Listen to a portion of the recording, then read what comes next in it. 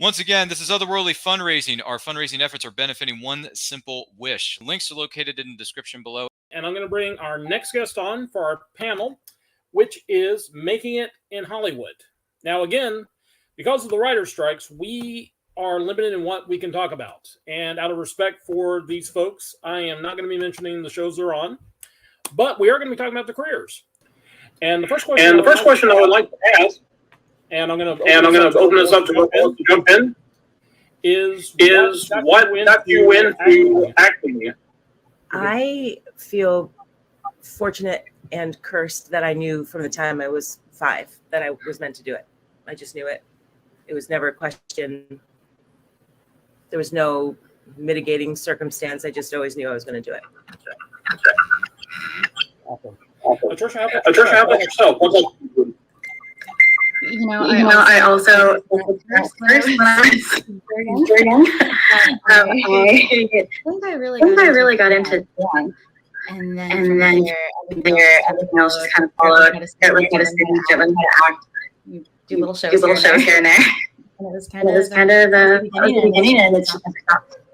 Yeah, same thing. I always wanted to do it as a little kid. I would watch TV and movies, and growing up in the 80s, I just wanted to be one of my favorite action movie stars. You see types of things that I have in my decor, and this is just the life that I always wanted to live, and performance was just a fun part of that. I love to make people just Thrilled I got on this thing. Now I'm creating problems. Why don't I just mute myself while you guys talk? And when I talk, when I'm talking, can you hear me clearly or no? When we can do. So I'll mute myself until I have something very important to say. Like I said, we talked a little bit about what got you wanting to get in the industry. I am kind of curious, what were some of the inspirations? Who were some of the people that you looked up to? Was there a particular character or a particular role that you saw that you said, that's the person I want to become. That's the person I want to be like? Tricia, how about you? Yeah, totally. Barney. Barney? Yes. Barney Fife or Barney the dinosaur? Yes, everything. The dinosaur, the children, Baby Bob. Okay.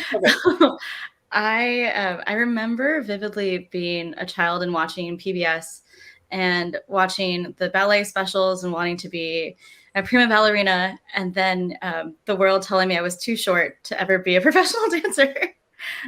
But hey, times have changed, and if I had that dream now. But anyway, and then I used to watch Barney, and I just remember telling my parents, like, how do I do that? And I don't think I necessarily meant how do I become a child actor, but I think I meant how do I go to that playground and pull out the stuff from the Barney bag and do arts and crafts and sing and dance and hang out with giant dinosaurs. But that led to taking dance classes and then learning how to sing and just doing regional theater. Awesome. Kevin, how about yourself? Who were your inspirations? For me, it was like I said earlier, it was growing up in the 80s. I was just such a big action movie guy, and I was the middle child of 5, and we had one TV in the house. So chances are I didn't get to watch much children's program. We watched what our dad wanted to watch because he was the man of the house, and he wanted to watch grown-up action movies. So it was, I wanted to be in Die Hard. I wanted to be in, Terminator. I wanted to be in these things. And it was something that growing up in Missouri, it really felt like such a grandiose idea that wasn't possible. And then just as I got older, I started to realize that these things are possible. It's just taking the risk and taking the chance and going in and just going in 2 feet in. And it was, I know we're not supposed to talk about certain projects and the big studio, names, but to be allowed to be part of huge franchises and literally stepping on set and seeing it come alive, and then they rebooted a franchise that I grew up watching as a kid. Then I remember being on set and actually being a part of it. And it's just that kid in you like gets to come out, and we could be grown up and as mature and as adults as we want, but the moment that you get to be a big kid and actually be able to be part of it is just beyond any feeling that you could really like put out there. And then to just still have that excitement, because I've worked other careers in my, working towards it. I try to have the more of the normal jobs. There just isn't that excitement that is there to, creating and being in film and television. Awesome.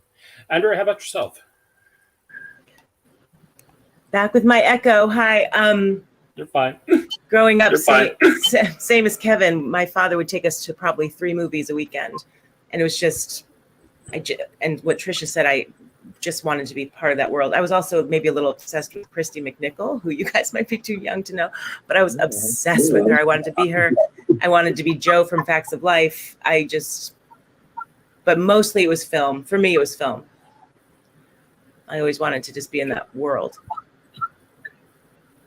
I was going to say also, if at any time, if any of you say anything that one of you wants to respond to, don't wait for me to ask questions. I want this to be a free forum for all you folks and everything. Andrea, I was going to say also, I do remember Christy McNichol, and I remember Facts of Life too, so I'm there with you. Kevin, you brought up an interesting question, or an interesting fact I wanted to point on. You were talking about other jobs. Were there any other professions that you worked while you were waiting to make it big in the industry? Were there any jobs that you had that you would rather forget, or were memorable, or anything that maybe you brought to a role? Well, it's kind of funny. For me, I was in the Marine Corps, and then fresh out of the Marine Corps, whenever I went to college, I was just kind of doing the odd job type thing, whether it was construction, and I was a moving man for a bit.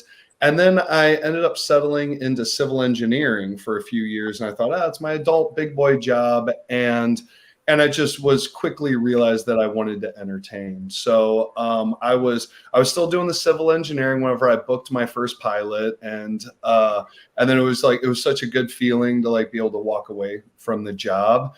And then it was the ups and downs that go with the Hollywood of just the schedule. And I found myself in a classic LA type stuff. I found myself bartending. I found myself doing some of these other things. And there was moments whenever it was interesting. It felt good to be recognized, but also being recognized while I'm bartending or while I'm doing event staff and cater waiter, which are the typical LA jobs that you could just go do at any time. And it's some definite ones that I wanted to forget. I remember I was starting on 2 shows at the same time, and there was a crossover where I went to Atlanta I was shooting one show in Atlanta, and I was shooting another show in LA, and I was going back and forth. And there was one day in the middle of that, and somebody asked me, they're like, "Hey, we need a last minute replacement. Can you help out?" And I had the day off. I was like, "Yeah, sure, I'll come in." And I remember being so humble because I'm taking out the trash, and I get my call time for set on this big Hollywood set the next day, and I get my call time, and it's 5:30 a.m., but it's 10:30 at night, and I'm still taking out trash, and I'm like, I need to leave. I'm taking out the trash, and in 8 hours, I'm going to be in hair and makeup and be told that I'm my opportunity to shine. It's just one of those ones where, it's stay humble all along the way, of course, because you still have to survive. LA is a very expensive town to live in. So, and just, you don't know what's going to come and go. And I even remember saying at the time, I was like, I'm a contract player. I got 2 contracts run at the same time, but I said, I'm going to be really glad in 6 or 8 months from now that I did this job and I made this, $110 or whatever, because the bills keep coming due. So it's about setting yourself up and not letting the ego get in the way. But at the same time, it definitely humbles you and keeps you down, because you could be on top one moment and then just right back down. So it's all about just riding the waves and the highs and the lows. Well, the thing is, I think it was Colin Clyde from the actor from Frankenstein that said that first you have to feed the man, then you feed the artist. So I understand. Andrea, how about yourself? What jobs did you have before you got into to entertainment? Oh, Lord. Hamburger Hamlet, when there was still Hamburger Hamlet. I waitressed. Of course, I waitressed. I worked at CBS. And then when I came out here and I was working at Hamburger Hamlet because I thought, fine dining wasn't for me, I booked a little independent film and quit waitressing because, of course, that meant I made it. And then had to, of course, come back to work. So I tutored the SAT for a number of years. Yes, because I was a terrible waitress. I'm not going to lie. And I was a very good tutor, though. I was a star tutor. So that's what I did to supplement as I was trying to make a living. Tricia, how about Tricia? Tricia, how has theme park work prepared? It looks like Kristen already knows some of my past. Bring it up. Well, theme park work, I think, has been the main thing that really prepared me for everything that I've been doing, as well as bartending and serving and all the things that we've all done, working at a gym at 4 a.m., getting understanding how to wake up early for all those crazy early morning calls. But theme parks, I used to dance in parades. I'm not sure what I'm allowed to say. So I'll just say that I used to work at pretty much every theme park in Southern California, except for the one with the waving banners, the several waving banners. But every other one, the ones with the rodents, the giant rodents, the globe. And when I did parades, I was covering multiple roles. I was what you call a small standby because I'm rodent height. So that means that I did all of those things, as well as like the elves and the fairies. And you'd go in and you'd never know what you were going to cover. You'd go with your bag of shoes and walk over to the parade route and see who shows up and who doesn't, and just not knowing what you're going to jump into at any moment definitely prepared me for the industry, and working in all the elements, whether it be raining or sometimes, we've got fire season now in LA. And, don't get caught in a train track. It definitely prepares you for working on set. And I did a lot of immersive theater too. And even in the theme parks, where so much of it is just improv. And that helps a lot with all kinds of auditions, commercials, or just when you're in a scene, if you feel like throwing something in, if people are okay with that, getting to bounce off of your coworkers and your directors and everyone. And theme parks are definitely a great training ground for working in Hollywood or Atlanta or wherever you are.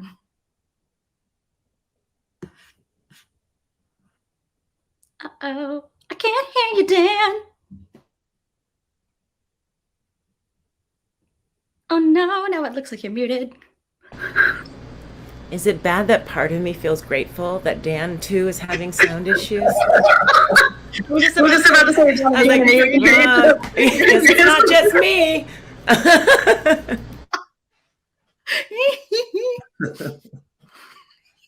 You're still muted, Dan. We're seeing the mute.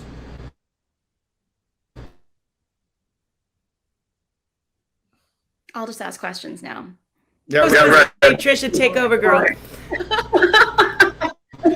What is your favorite attraction? Well, speaking of, am I unmuted? Speaking of the strike, do the theme parks count as things we can't talk about? Probably not, right? They're not. They're separate. Did you see that the Universal? Did I see that they're protesting there? Universal. We have written all of these shows that are now being produced into mazes.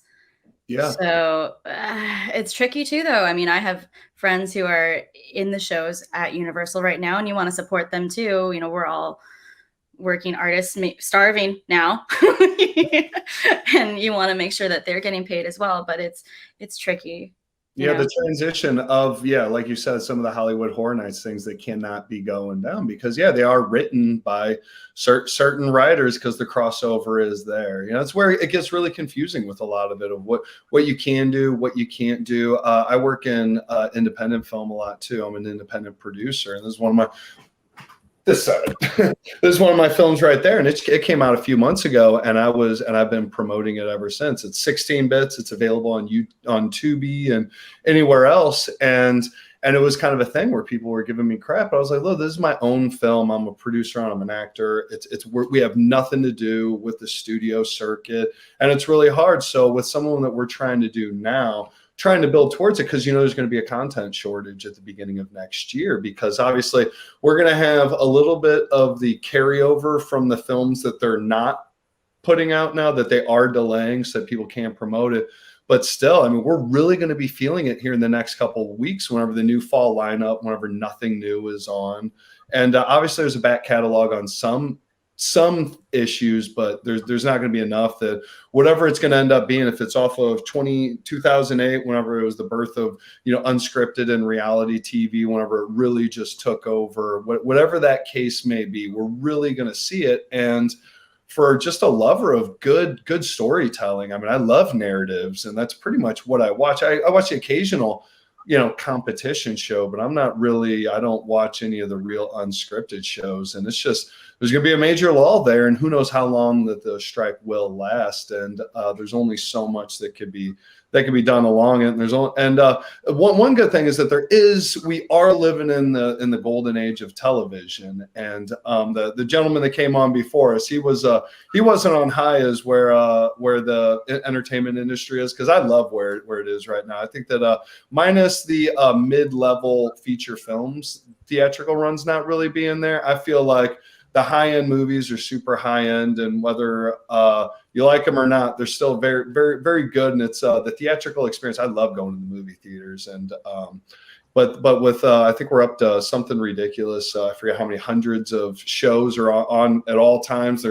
And it's so splintered that you can't watch everything. So it's finally, now that new things aren't continuing to come out, like, because I make a list where somebody hard recommends something, I put it on my list, and I'm like, eventually I'll get to it. And there's a show that I'm watching now that I guess I won't mention because it's definitely a big thing.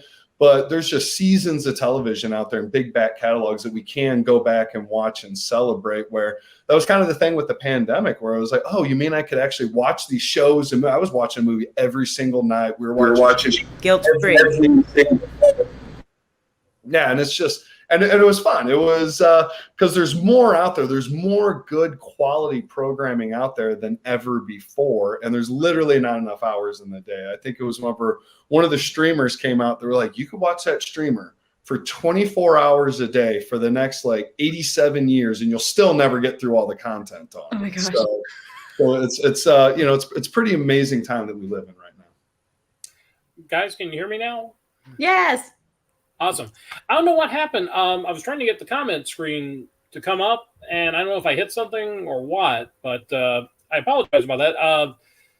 You guys are awesome because, like I said, I left you red list there, and you jumped right in, and thank you. That's why you guys are It's that theme park training. Anything can happen. Well, I was going to say that Tricia, you did bring up something I wanted to ask about. You mentioned improv. I wanted to ask, if you guys are going in for an audition, what can you look at a producer or a director and say, you know what? I got something I can bring to the table that no one else out there is going to bring. What talent can you bring to the table? You say, hire me because I can bring this to the table. None of these other people have it. Andrea, how about yourself? I think this is probably the hardest lesson for young actors to learn. When you audition, you're reading this thing and you have an image of what you think they want, and you go in and give them what you think they want. And really what differentiates you is your humanity, what your experience brings to it, how you connect to it. I learned this actually from casting a movie that we had written and produced, and watching people come in. It was such a huge lesson. It wasn't the person who was the most memorized. It wasn't the person who gave us exactly what we thought we wanted. Actually, one of the people we cast was still reading off the script and was scratching his head and finding his way into the role. But the essence of him was so the role that all that shit, pardon moi, didn't matter. So it's about learning, what your special sauce is your history, your connection, what feeds you, what fuels you, what connects you. And if you're right for the role, you're right for the role. And if you're not, unless you I had a friend who went in to play a female who went in to play the male bully at school, and she booked it. She was the only female who auditioned. That can happen. You can shock their socks off and oh, we thought we were going to go blonde and we went with you. But if it's not personal, then it's going to be general, and a lot of people are going to give general. I was going to say, don't worry about cursing. I already dropped an F-bomb earlier. I said fiddlesticks. Fuck yeah. Oh, damn it. You tricked me. You tricked me, Dan. On our rating now. Tricia, how about yourself? What talent do you bring to the table and no one else can bring for a role? I can fit into tiny boxes. Not gonna lie. Much better answer. I'm so sad. No. I had to say something else because you gave the answer. That is the answer. It's just you.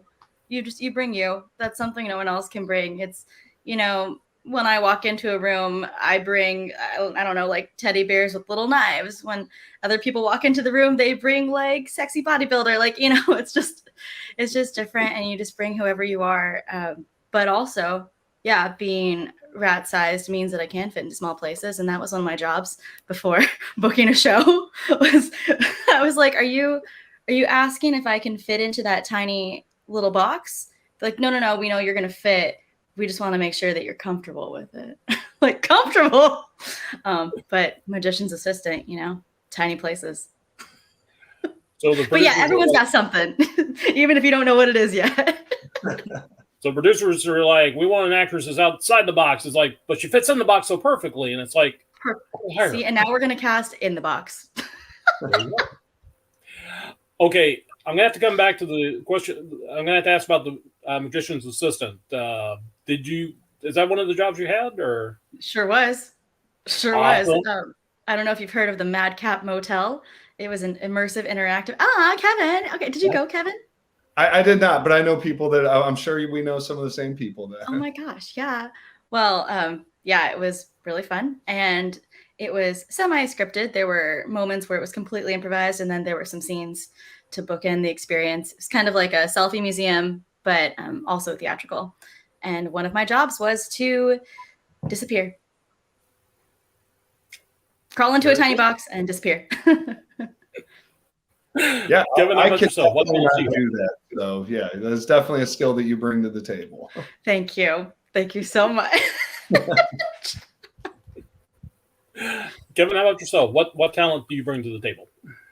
For me, much like with what they say, you bring yourself, and the most important thing whenever you're working in a project, whether it's for short term or the long term, that you want to get along with people, and you want to be a good hang. Because I've been a producer as well, and I would take an adequate performer, whether it's in front of or behind the camera, somebody that just does their job that's good, over somebody that's going to be a pain in the butt, but they're really good at their job. I would, and we've all been there where we're like, oh, we love that sound guy or that character, that actor. I would put them in anything because I know I could trust them. They're reliable. It's amazing what just showing up on time, being professional. And that's honestly one of the hard things we've lost, because there's not very many in-person auditions anymore. Everything's on tape because we all said it. We all use the term whenever you walk into the room, because you have that minute before the casting director presses play, or working with that director whenever they're redirecting you, where just getting a script and putting it on a self-tape and then sending it,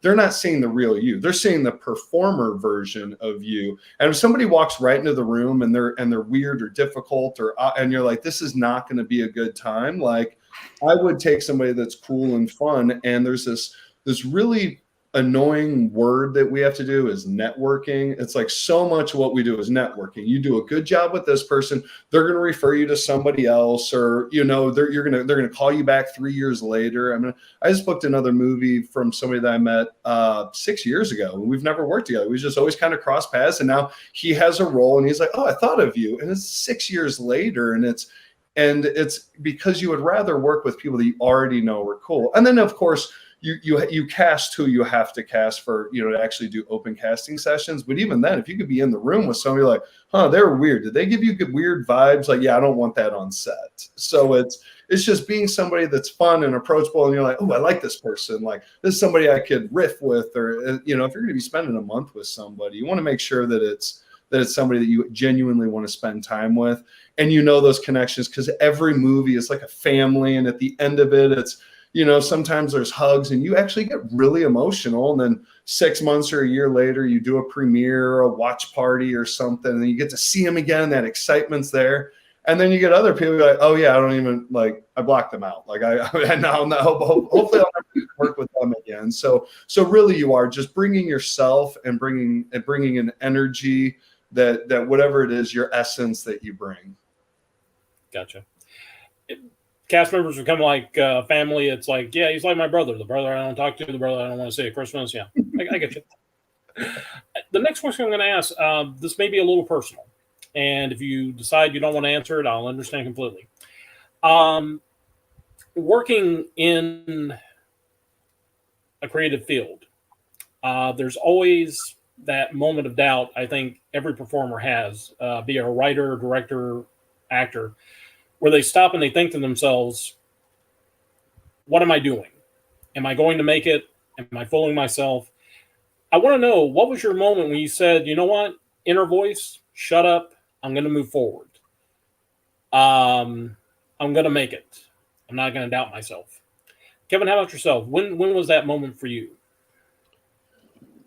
Man, that's tough, because there's almost always a little bit of an excitement and nervousness and doubt. And it's just, and like you said, that you, almost with what Andrea was saying, that you want to give the person what you think that they want. And you put so much effort into it, but sometimes it's just, you just need to let that go and just let loose, or just try something different. And for me, I'm like, what is like a macho guy? I was a, good old boy from Missouri that's a Marine, and, and then it's like, then they tell me that they want me to, all of a sudden this role calls for me to tap into something different. And it very much is like a breakthrough. And we practice that, whether it's in acting classes or something. Like, now I have to get emotional. It's like, well, I don't get emotional. I'm tough. And it's just, to be vulnerable is a very, very hard thing to do if you're not used to doing that. And to be able to tap into these emotions and go to these places, it's like, even to go the other way, if it's like, oh, I'm supposed to be mean or racist or something, and I was like, ooh, but I don't like that. I don't want to be seen as that. And I kind of have to let that go sometimes, because you have to let your ego go sometimes and just kind of go into it. So nothing that 100% comes to mind, but it's like something I face a little bit almost every single role, or every single, I did a movie last year where I had to like hit a woman. I'm like, oh God, like, is this how I want to be seen? And it's a weird thing. It's like, can I just make somebody laugh? Can I be a good guy? And it's like, and it's tough, because playing a bad guy is so much fun. Like, being a good guy is like kind of boring. It's a little dull. It's a little, so it's like, it's almost more fun to be the bad guy, because that's not who you are. And as performers, that's what we want to do. Is it's like, I'm not playing, I don't want to play me in a movie.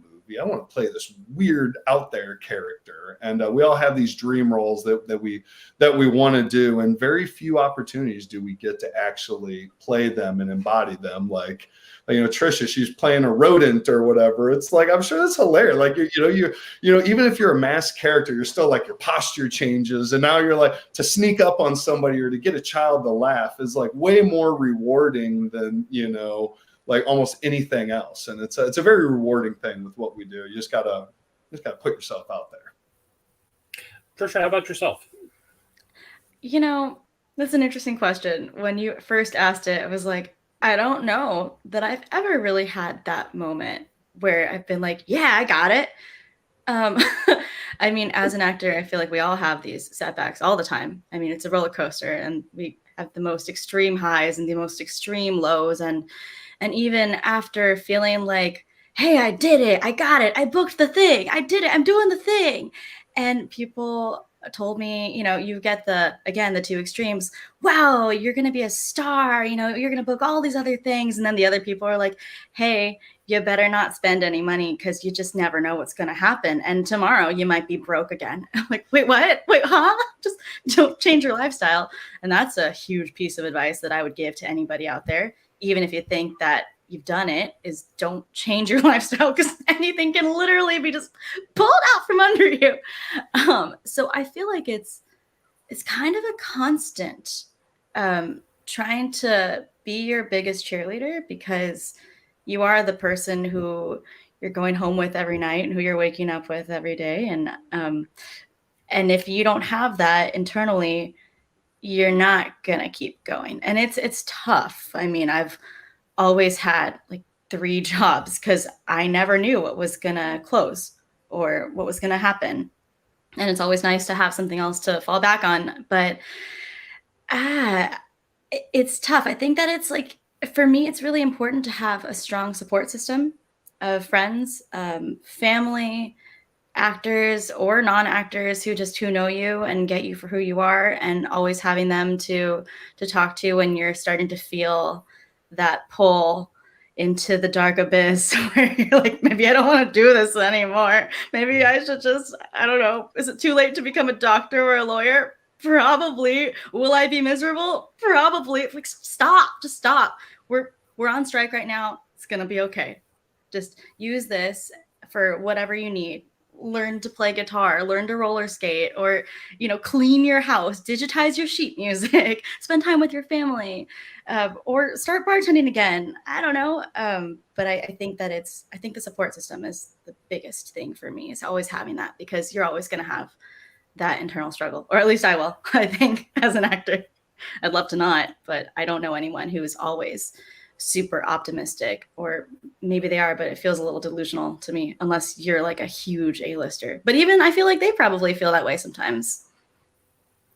I was gonna say we gotta stop the crazy talk about cleaning houses, because I'm not like, I can't do that. Everything else I agree 100%, but cleaning up, no. Andrea, how about yourself? I think I want Tricia as my roommate. I feel like I'd have a very clean house, and I like a clean house. I seriously, I think it's what Tricia said is true. It's a constant struggle, and all right, just because we're amongst friends, I don't think anybody got into this business to be a just getting by actor who can pay their rent because they got just enough gigs in the year. But sometimes that's what you end up with. And maybe you fill your soul by doing a play, or you do an indie film that's a role you wouldn't get to do in an A-list way. And for me, if I'm doing a play, every opening night, I'm like, what am I doing? I'm the worst actor that's ever lived. Why did I think I could do this? I need an understudy. I want to die. If I approach a role, I'm like, oh, what the hell? For me, there's always doubt. And maybe that's the fuel that feeds me. I hope not, because it's a very uncomfortable fuel. But I'm at the age now where I couldn't be a cop if I wanted to be. I'm too old. So like, there's things like I can't even do if I wanted to. All my fantasy, I've played a cop so many times on TV. I'm like, maybe I'll be a real cop someday. So I just had to accept that I'm a lifer, and that maybe I never get that one film or that one TV show that makes me a household name. Maybe I slog the rest of my life, and maybe it's highs and lows the rest of my life. But I do think what Tricia said is so true. Even Tom Hanks said it, that it's the in-between. No matter how famous you are, that's hard. So I don't think I doubt many people have an aha moment like, I've made it, I'm good, dust it off, I don't have to worry. I think to be an actor, a lifetime actor, that is the challenge, the constant challenge for me. Awesome. I've got the comments button working now, and we had a couple of questions came up. Christian wanted to know, I think Andrea may be able to mention an indie film we did. My indie film? Oh, we did. Well, yes, one of my first films in New York was directed by Jonathan Betzler.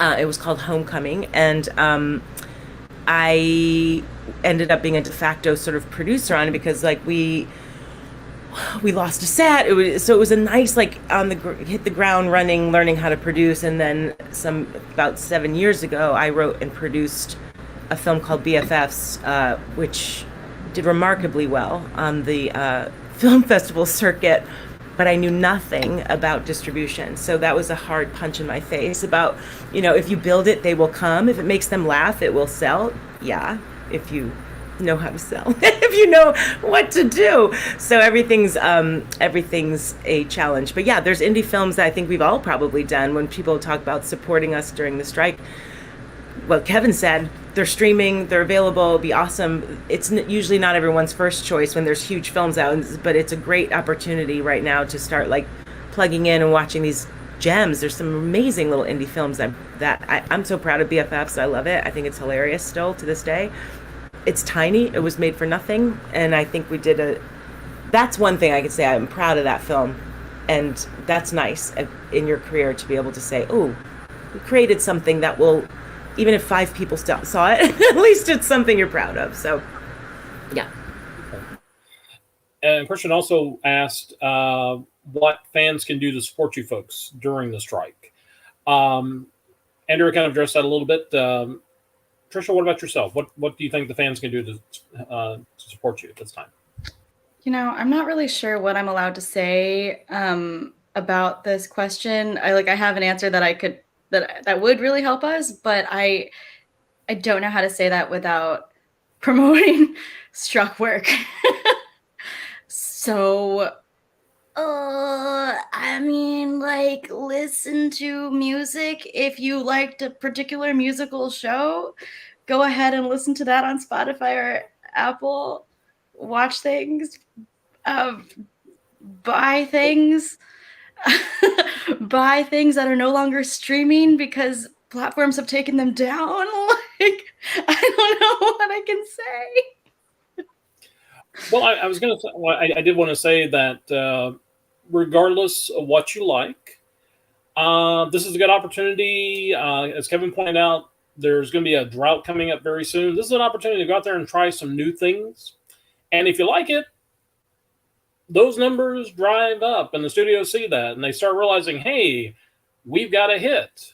We need to start making more content. And hey, they really like this person or they really like that person that was in the show. Let's hire them for something else. Or maybe bring back a second season. Who knows? Kevin, how about yourself? Muted, Kevin. You're muted. Who muted him? It was me. All right.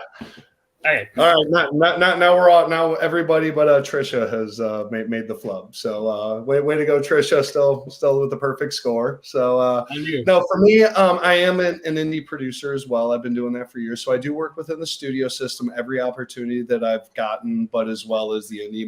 My production company is 50 Caliber Productions. We're not affiliated with the AMPTP, and so I do have a couple films out. So for me personally, is watch my films. 16 Bits and Craving are both out there. I have a series, Job Guys, that's out there. But for a bigger, broader in general, for all artists, I think it's just support them in any way that you can. We're all trying to do these things where we're trying to come up with other creative content just on our own. And I understand that it's not always the best because we cannot compete with the big dogs. I mean, yes, we have good cameras and, we have a good camera right here that we carry around. And I produce a lot of content with my phone. And so if anybody who follows me on social media, I am monetized on certain channels, and it is something that I didn't think that I wanted to do. But since the strike has happened, I have taken advantage of more of that because we're performers, we're storytellers. And if I have a visual gag or a joke or, I've tried doing drama and comedy in the short form. And one of the good things about all the platforms being out there, like we all have the opportunity with YouTube and, I use Facebook quite a bit. I have several Facebook channels that I put things out on. Some are me just pranking my girlfriend. And it's, and like I said, some of these are monetized channels, but even if it's not monetized, just by people watching and engaging and commenting and sharing, that really makes it seem like it's worth it. Because whenever I first started producing, I remember spending 6 months to a year to do an 8-minute short film, and I'm paying out of pocket, and then I finally get into a festival, and then I go to a festival, and then we're watching it with 4 other people because nobody went to the festival, and now I have it, and then I put it up on YouTube, and then after 2 years I have 200 views. I'm like, was it worth it for me to spend that much time and effort? Whereas every one of us would say, yes, it's worth it because we're learning, we're growing. So it's just like every single actor out there has short films that they've posted about that you all haven't watched. I'm guilty of it. People post things all the time, and sometimes you watch it, sometimes you don't. So to actually support local or to support artists, whether it's like I say, a share goes a long way. So if somebody who's selling paintings or an actor who has a YouTube channel, it's like just by sharing that, it really does go a long way, because not only is it a possibility to be monetized, because I wasn't monetized forever, and everything that I did, I never made a dime, and I'm spending all this time learning how to edit and do all these things. but I'm learning from it. I'm getting better at what I do because I'm spending this time. And if nobody's watching it, nobody's sharing, nobody cares, nobody, you know, it's amazing how far just like a good job, or I watched the thing and it made me laugh. Like, I'm happy that you're doing that. Like, just by supporting just emotionally and just telling somebody, like, I like what you do. And it'll really make you want to do it more, because if we never, you know, go ahead, Andrea, before you echo out. Yeah. No, I will not echo over you, Kevin. Finish. So it's just one of those things. Just support, just encourage people. It really is. It's a hang in there. It's amazing what just a hang in there, or hey, Tricia, I watched this thing that you were on 5 years ago, and I just want to say, if I didn't tell you, like, good job. Like, I like that entertained me. It's amazing. Thanks, Kevin. Yeah, yeah. Because of course I did look up Tricia. I saw her name was going to be on this, and I looked her up, and I was trying to watch the whole thing. So, you know, I was trying to do my research, and it's something that we do, and it's just by being mutually supportive, because really it is. It's just support the artists. It's, you know, not all of us are in it to be famous or to be rich, but we do it because it's what we want to do. And if it's a street performer out on the corner who's dancing, and, you know, you drop him a quarter, like, it's amazing. Like, that guy's dancing for a quarter, but it's just, well, that's what he loves to do. And I'd like to think that if he wasn't on that street corner, he'd be at home dancing in his bedroom. So it's just, you know, there's something inside artists that's what they do. And it's not necessarily for the money or the fame. It's to do it, to do it, to make people laugh or cry or, you know, feel the emotions. And we literally dedicate our lives to that. So anything that you could do, I say encouragement, watch their stuff, give it a like, a share, whatever it is. There's a lot of ways to watch or there's a lot of ways to support that are completely free. That literally doesn't cost you anything to say good job, or, you know, to you know, share. That's literally free. Tell your friend, I think you'll like this comedian or this actor. Like, you know, give them a follow. You know, it goes a long way. Awesome. That was so beautiful. That was beautiful. It actually inspired me to, when you say it's about supporting us. Can you guys even hear a word I'm saying with this echo? Okay. We're fine. We're fine. I think there's a notion, I feel a little guilty when we're striking for things that we think we deserve, when we're not coal miners and we're not out there breaking our backs to, like, roof and save children from burning buildings. So I kind of understand maybe there's a bit of like what are you bitching about? And this whole, how can you support us? Well, watch our indies. It starts to feel a little bratty. But the truth is, I mean, not anything you say, Kevin. I just realized, like, I have this, like, weird, like, does this sound like, from the outside world, do we just look bratty?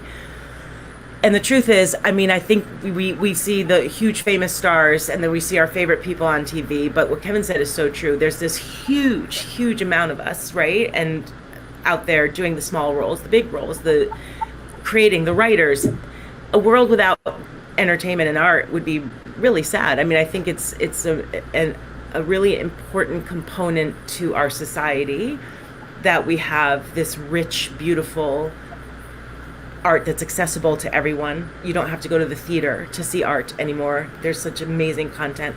I'm not elevating our importance, but I think it's about including artists in our worldview of important things that give back to society. And I had to learn that too, because I always felt a little guilty. Like, what other job can you do where you're, like, playing make-believe all your life?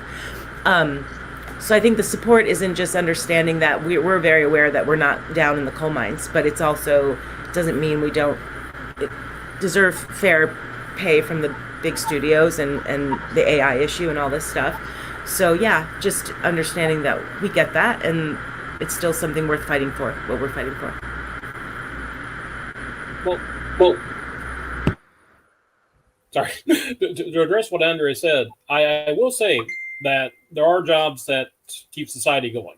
There are people who go out there who collect the trash. There are people who go out there and deliver groceries. There are people who go out there and keep the lights on. But these are human beings. These are individuals. And sometimes you've got to feed yourself, but you've also got to feed your soul, and you got to feed your emotions. And as someone who's worked as a pop culture historian, I've talked to various people who've talked about shows that literally saved their lives. I have talked to people who talked about how they lived to see the next episode of a certain show. That was the one thing that kept them going. Or they talked about a show that they saw or a movie they saw that made them change the way they looked at things. Doug, who I was talking with while we were waiting for Dwight Schultz to come on, we were talking about how television and movies have shaped society. At the same time, society shapes movies and television. So I would not diminish what you guys do, because like I said, I'm sure someone has seen something that you've done and it has brightened their day. It made them laugh. It made them smile. It made them cry, but in a good way. So for that, I'd say what you guys are doing is a fantastic thing. And I would also say that taking a chance on any creative film is going to be scary. It's not for everybody. It's not for the timid. So I applaud you guys for following your dreams and going out there and doing what you're doing. Thank you guys very much for that. Let me take a look at the time here. I know we're coming up on the 3 o'clock hour. I don't know if we got enough time for. I think we have time for one last question. Andrea, I'm going to start with you. Someone comes to you and says, I want to be an actress. What should I do? What's the first step I should make?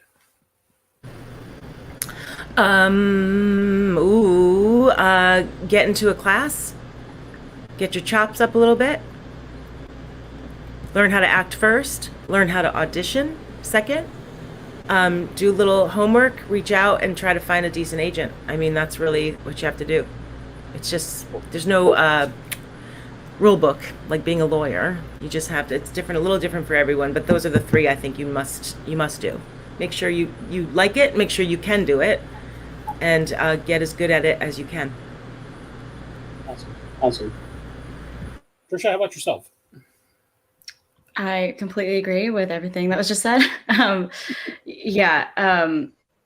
Just take class, study, watch a bunch of films, go to a bunch of theater, just devour anything you can, and then start putting yourself on tape. I mean, it depends on what kind of actor you want to be too, but just like get everything and see what resonates with you, and find like-minded people who can support you on that journey. And I also saw that we had a question about weird audition stories or funny audition stories. So I just want to touch on that real quick. Back when I was in college, I was auditioning for a short, it was a web series. And what do you bring to the table? You asked earlier, right? What makes you different? And that's exactly what I thought in that moment. And I just come out of a class where it's like, set yourself apart, do weird stuff. So I just did the whole scene upside down. I just like sat upside down in the chair and just did it like that. And then like I booked, but I will also say I took a Shakespeare monologue to a theme park audition once, and I used the whole space and came out of the bush, and I did not book. So, you make a strong impression either way, but that impression made a connection with one of the other people who was auditioning, because Universal does this thing where you have to watch each other audition. I know, it's terrifying. But because of that, I made a friend, and she was like, hey, and we just started talking, and she got me into professional caroling and a cappella singing. And like that monologue, that Miranda in the bushes monologue, like got me into professional a cappella singing. So you just never know. Just take those risks and just go for it. Just throw yourself into it. You want to be an actor? Go be an actor. Just do it. But also just know that it's probably going to be really hard. Awesome. Kevin, how about yourself? Well, both the ladies touched on everything. I think a part of it is identifying what kind of actor you want to be, because everybody's different. If you want to do comedy, then take a lot of improv, like lean into that. If you want to be a dramatical actor or a theater actor, don't take improv, because now you're just going to mess your game up. Like work, whether it's the stage or the screen, and just really identify what you want to do. And then Tricia nailed it with if you want to be on camera, put yourself on camera, just knowing camera angles or take an on-camera class, because that is a skill set in its own that we just don't realize until you've done it. And it's amazing how nervous you could get whenever all of a sudden it's like, oh, I'm so free and I could do this. this, and I could act like if I'm acting in a class or on a stage, I could do this. Now you're like now you're on camera. It's like the camera's here. You have nowhere to go. You have to lock in. The lights are bright, and you're like, now I have to say it, and I can't move because it's a close-up. And if I move just a little bit, it's going to look like this. And it's just knowing your camera, where if you're in a nice wide shot, I could move this much in the talk and it looks natural. But if I'm this close, you can't do it. So it's just about learning the skill set and just being a professional and really doing it, because schooling, classes, it's like everything in the world. If you have proper training and proper education, if you could find yourself a really good mentor, because everybody is different, to have somebody specific who could actually help you personally, because everybody's in a different scenario. There's no two actors that took the same path and did all the same stuff and had the same success. It is literally every single person is different. So whatever that is, I just recommend surrounding yourself with good people, whether it's a good teacher, a good agent, a good manager, whatever that is, you surround yourself, because it literally takes a team, but you're the main one that has to do it all. So I know that's a big answer. That's not any one thing, because if there was any one easy answer, get into acting, do this, then a lot more people would do it and be successful at it. But the truth be told, there really is no easy one answer. But it's just from what the lady said, it's just get in classes and know what you want to do, and then just focus on that. I think we're getting echoed there. We're getting Kevin, I'm like your exit music. When I unmute, I give you a way out. Jesus. Thank you for that audition story, though, Tricia. And I think that's like everyone has one. And young folks out there, you will embarrass yourself at least one audition. It's a rite of passage. Well, I was going to say, our next guests are not coming in at this time. I understand they're having some technical issues. We can go a little bit longer if you folks would like. Because I got to admit, if Kevin and Andrea, if you got embarrassing and audition stories, I'd love to hear them. So. We want to hear it. I have one. I have many, but this one sticks because I booked it, so it has a happy ending. But I went in for a guest star, and it was like, I don't know, my husband died or something. I was like really emotional, and at the end, it was like tough, and I was like all proud of myself. In the end, the casting was so, it goes, Andrea. I go, yeah. She goes, can I tell you something? And I'm thinking she's gonna be like, thank you so much for that really astonishing work. I go, yeah. She goes, you still have your tag on your pants? And every time you turn around, I could see it. I was like, that's fine, great. Thanks for your time. I left so embarrassed. It was like with those pants, I'm like, I don't know if I like them. I should wear them once and see if they work. Yeah. So that was ego met with a complete slap down, which I deserved for my ego. I just want to say, guys, thank you for joining us. I appreciate you folks taking your time to be with us this weekend. In preparing for this, I looked up credits. I'm going to be definitely checking out the shows and movies that you guys have done, because you guys have been just a pleasure to talk to. Thank you very much. Oh, thank you. Appreciate you. And really nice talking with you, ladies. You guys are great. Really, it's a really good time. Same. Wonderful. Awesome. I'm going to go ahead and take you guys off the stage. But thank you again. I also encourage everyone to please, if you get a chance to find these folks online, any shows or movies they've done. There's one in particular that has been taken off that I'm definitely going to be looking for. And we want to congratulate Tricia for being the only person who did not have a technical screw up this time. So yay. Yay. Okay, I'm going to leave now. Bye. You win. Once again, this is Otherworldly Fundraising. Our fundraising efforts are benefiting one simple wish. Links are located in the description below.